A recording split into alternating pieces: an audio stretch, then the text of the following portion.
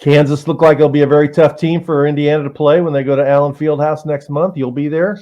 Yeah, I was thinking about that, man. I'm like, ooh, I've got these 4 games in my head that the 4 big games. Right. Xavier, I see Indiana winning that one by double digits, maybe 12 points, maybe what it is. I think they have a shot at home at North Carolina. Not that North Carolina isn't good, they are, but it's a home game, and North Carolina struggled a little bit the other night, so I'm not saying they're going to win that game, but they have a shot. They definitely have a shot to beat Arizona in Las Vegas. I don't know how much of a shot they have at beating Kansas in the Fog Allen. I'll be honest with you, because Kansas is very good, and that is as tough an environment as Indiana will face all year. Mm-hmm. You never really know. I mean, Kentucky went in there last year and beat them in Allen Fieldhouse. So if you're playing well, you can win. Those 4 games, I think Indiana needs to split them at least.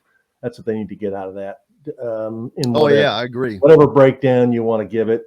I know Xavier didn't play that great last night, especially in the first half against Fairfield, but I'm sure they're looking ahead to Indiana. I'm sure that place is going to be sold out and rocking. I've been to the Cintas Center before. It's a hard place to play.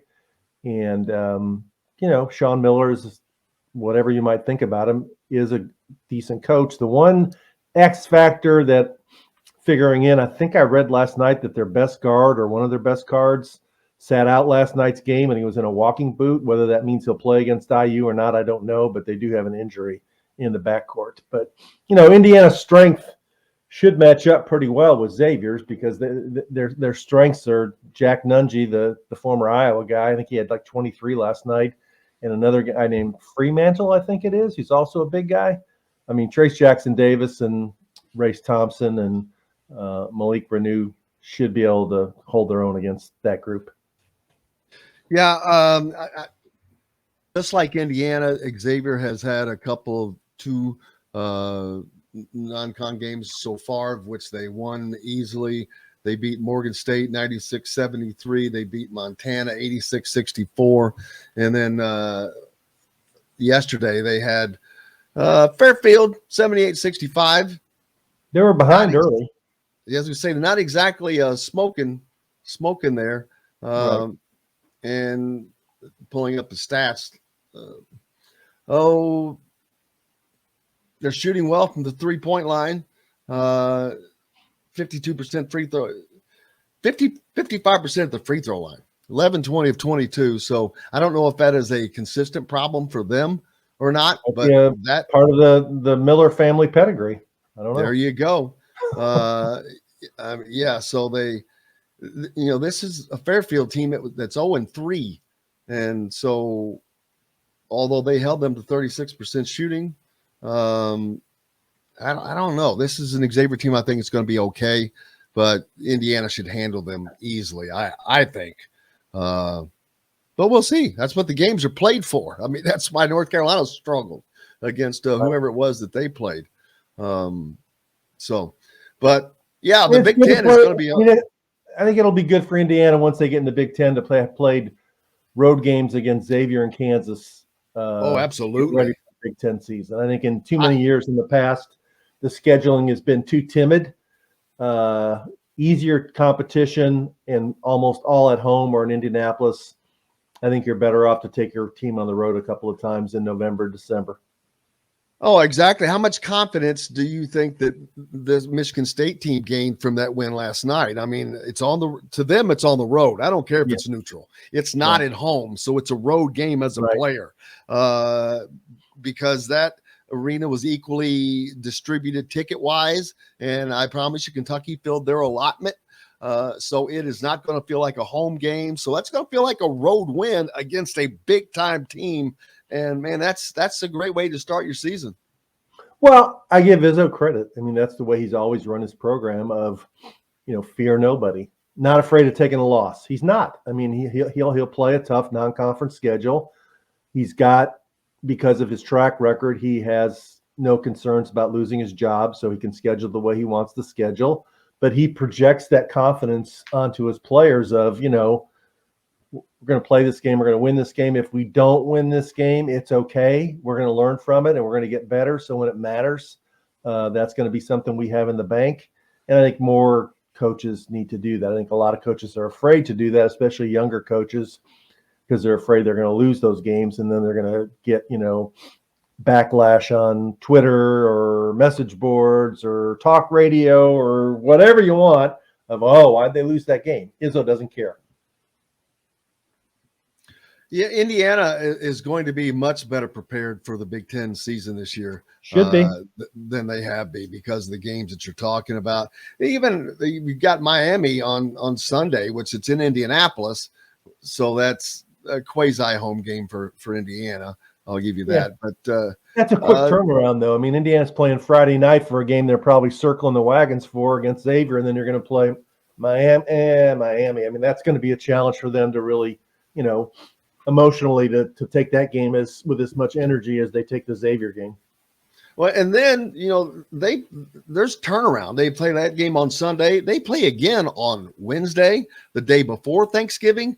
And then they play the day after Thanksgiving at noon, right? Is it one of those games at noon? Yes, 12:30.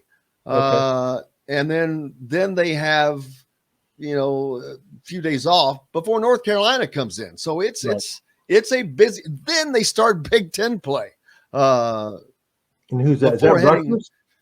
Yes, Rutgers. But and that is at Rutgers. Right. That's at Rutgers. So that's not going to be an easy. Big Ten game to start before hosting Nebraska. Then you've got the Arizona-Kansas duo in between. So it's not an easy start to the season, but it is one that is going to toughen this team up. That's part of last year. They were not a tough team. They weren't tough. Well, they haven't been a tough team for a number of years. Tough team for a number of years. And, I am biased towards some of the older coaches I used to cover, but I mean, that's the signature of Denny Crum. He used to play just a grinding November and December schedule, and they took plenty of losses, but he would it tells me where the weaknesses are in my team legitimately.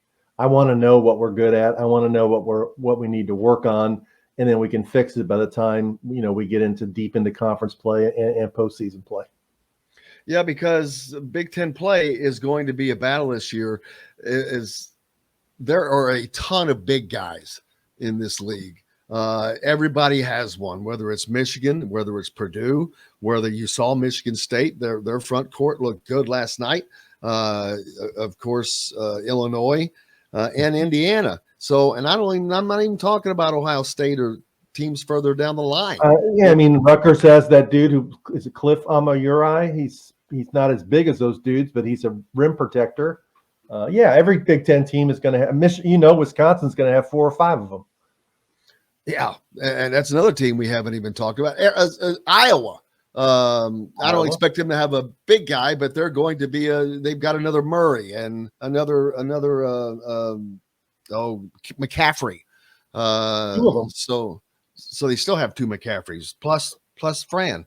So they're not going to go away. So it's going to be fun, and I'm looking forward to it.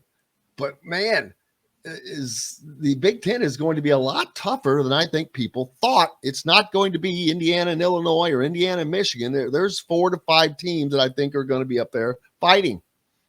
Yeah, I mean, Purdue's been impressive early on. People question their freshman guards. They're pretty good freshman guards.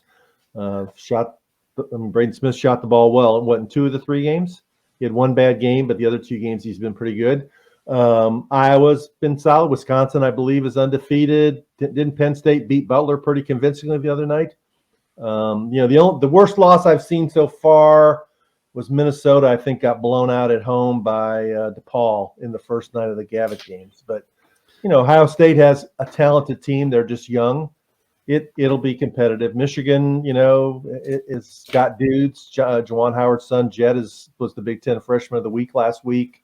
If you win the Big Ten this year, you're going to earn it. And Indiana will be in the mix. Could they win it? Sure. Is it safe to say they will win it? Not yet. I don't think it's safe to say anyone will win it. I agree. Anyone. Stephen Bardo's on tomorrow. And I noticed. I know what you're going here. Oh man, I saw that, and as soon as I was like, "You got to be kidding me!"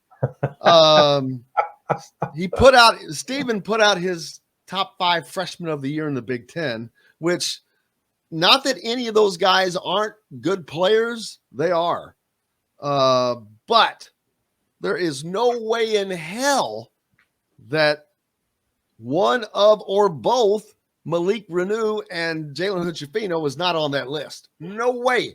First of all, Jalen Hood-Schifino, all you hear is, "Oh, he's pro ready. He's pro ready."